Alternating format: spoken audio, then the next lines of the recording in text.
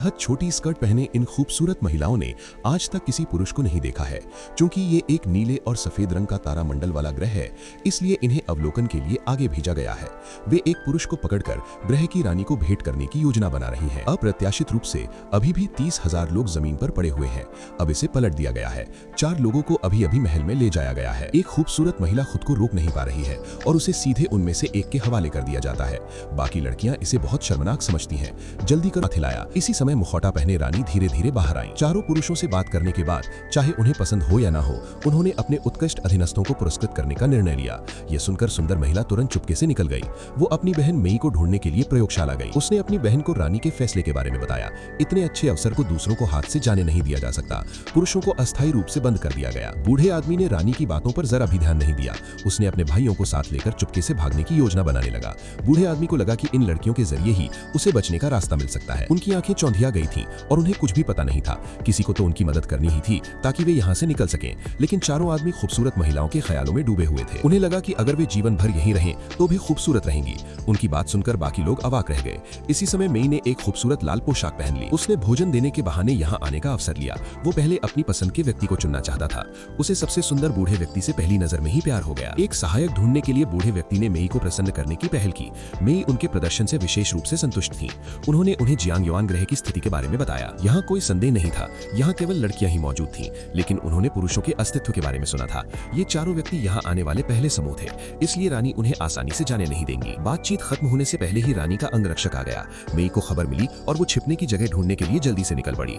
अंगरक्षक ने बताया कि रानी एक आदमी को ढूंढने जा रही है।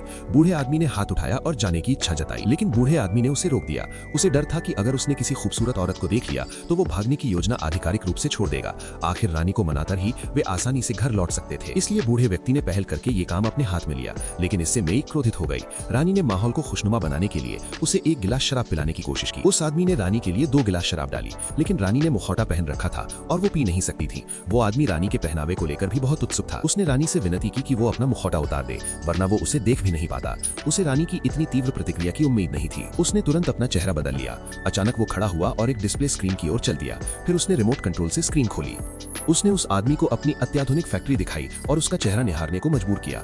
उसने ये भी कहा कि उसके पास ब्रह्मांड की सर्वश्रेष्ठ तकनीक है। जब तक वो अपना दिमाग चला सकता है, तब तक वो पृथ्वी को नष्ट कर सकता है। इसलिए उस आदमी को उसकी बात सुननी पड़ी। वो विरोध नहीं कर सकता, लेकिन धमकी सुनकर वो आदमी क्रोधित हो गया। उन दोनों को गृह युद्ध के बारे में बात करने की क्या जरूरत थी। गुस्से से भरे उस आदमी ने अपना मुखौटा उतार दिया। अप्रत्याशित रूप से रानी के चेहरे पर एक गहरा निशान था। वो आदमी डर गया और लगभग उछल पड़ा। रानी ने दिखावा नहीं किया, बस ताश खेला। उसने उस आदमी को मजबूर किया कि वो उसे स्वीकार करे और इनकार न करे, लेकिन वो आदमी सचमुच ऐसा नहीं कर सकता। रानी इतनी क्रोधित हुई कि उसने तुरंत लोगों को उस आदमी को ले जाने का आदेश दिया। जब वो वापस आया तो वो अपने साथियों को स्थिति समझाना चाहता था। अचानक एक पहरेदार अंदर आ गया।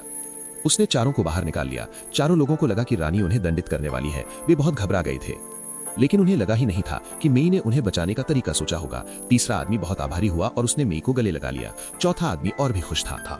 तीसरे व्यक्ति ने सुझाव दिया कि उसे उन्हें धोखा देना चाहिए, लेकिन मेई ने उन्हें पकड़ने का नाटक किया। उसने पहरेदारों को उन्हें महल तक साथ ले जाने के लिए कहा।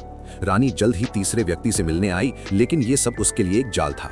रानी खुद को फंसा हुआ पाकर घबरा गई। उसने दुखी और लाचार होने का नाटक किया और बिस्तर पर तरस खाने का दिखावा किया। असल में उसने चुपके से अपने पास रखी पिस्तौल को छुआ और छुपकर हमला करने की योजना बना रही थी। सौभाग्य से सभी ने तुरंत प्रतिक्रिया दी और समय रहते छिप गए, जिससे उन्हें चोट नहीं लगी।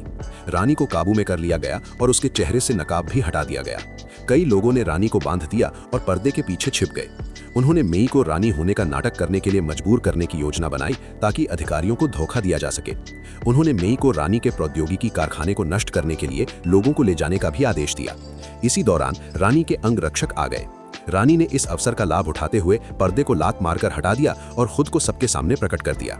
उनकी योजना पूरी तरह से उजागर हो गई और आगे नहीं बढ़ सकी। रानी को बचा लिया गया, लेकिन फिर भी उन्होंने हार मानने से इनकार कर दिया। उन्होंने सबके सामने नकाब उतारने की पहल की। उसने तीसरे आदमी को अपने साथ रहने के लिए मजबूर किया, लेकिन तीसरा आदमी उसे स्वीकार नहीं कर सका। रानी बेहद क्रोधित हुई और उन्हें प्रौद्योगिकी कारखाने में ले गई। उसने उन्हें चेतावनी दी कि हथियार पहले ही धरती की ओर निशाना साध चुका है। जैसे ही वो बटन दबाएगी, धरती पूरी तरह से गायब हो जाएगी। दुर्भाग्यवश किसी ने भी उसकी धमकी पर ध्यान नहीं दिया। रानी क्रोधित होकर बटन के पास गई। किसी ने उसकी मदद नहीं की और उसने बटन दबा दिया, लेकिन उसे वो विनाशकारी दृश्य नहीं दिखा जिसकी उसने उम्मीद की थी। धरती अब तक सुरक्षित थी। दुर्भाग्यवश दुष्ट रानी ने पागलों की तरह बटन दबा दिया, जिसके परिणाम स्वरूप पूरी तकनीकी फैक्ट्री में विस्फोट हो गया। उसने हार नहीं मानी और विस्फोट होते कारखाने में घुसकर कोशिश जारी रखी। बेशक इससे कारखाने के विस्फोट की गति और तेज हो गई। अंततः रानी उस तकनीकी कारखाने में विस्फोट के कारण मारी गई। रानी की मृत्यु के बाद ग्रह पर मची अफरा तफरी भी समाप्त हो गई। रानी की जगह दूसरी रानी ने पदभार संभाला और वो नई रानी बन गई। हालांकि वो अपने दिल में बसे इन 4 पुरुषों से बिछड़ने को लेकर बेहद अनिच्छुक थी, लेकिन वो उन्हें जबरदस्ती रोकना नहीं चाहती थी। उसने उन्हें पृथ्वी पर उनके घर वापस भेजने का वादा किया। इसी समय उसे पृथ्वी से एक संदेश मिला। दूसरे पक्ष ने कहा कि उन चारों को दूसरे ग्रह पर ही रहने दिया जाए। इसे दोनों ग्रहों के बीच एक आदान प्रदान ही मान ले। ये सुनकर सभी तुरंत खुश हो गए। गर्लफ्रेंड न रखने वाला बॉस सबसे बड़ा विजेता बना। अनगिनत सुंदरियों ने उसके प्रति अपनी सद्भावना प्रकट करने की पहल की। अंततः जीवन अपने चरम पर पहुंच गया।